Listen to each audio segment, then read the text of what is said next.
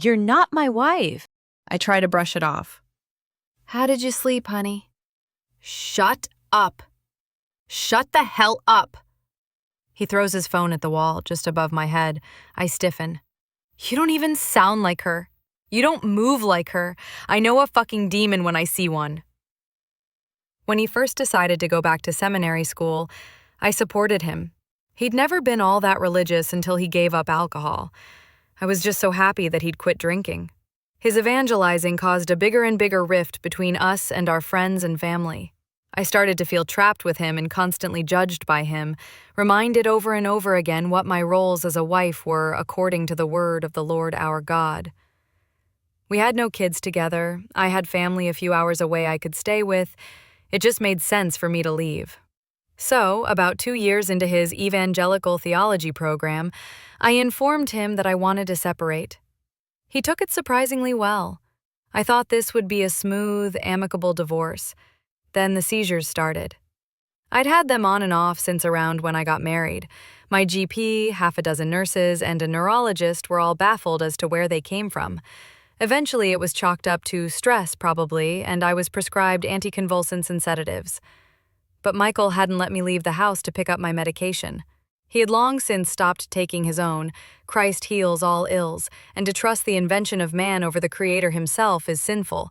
In fact, Michael hadn't let me leave the house at all in weeks. He left the house claiming to seek a doctor for a home visit and came back with an exorcist.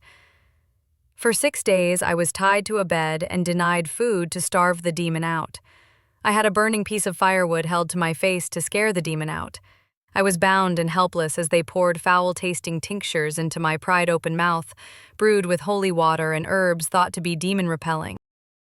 After those 6 days, the exorcist left. I looked at him with pleading eyes, begging him without speaking to go to the police. After a few words with Michael, the man left and I was again at the mercy of my overzealous husband. And now, said husband is staring at me with the eyes of a lunatic. Wild, primal, and bloodthirsty, as though he were facing the devil itself. Michael, please, baby, please believe me.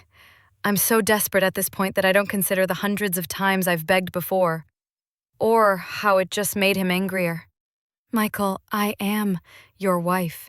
I am Bridget. I married you in my father's backyard on March 15th, 1995. I design clothing. I love my husband Michael dearly, and I am his wife, Bridget. Please, baby, just let me go. I choke, not realizing I had started to cry. He opens a large glass bottle and walks over to me.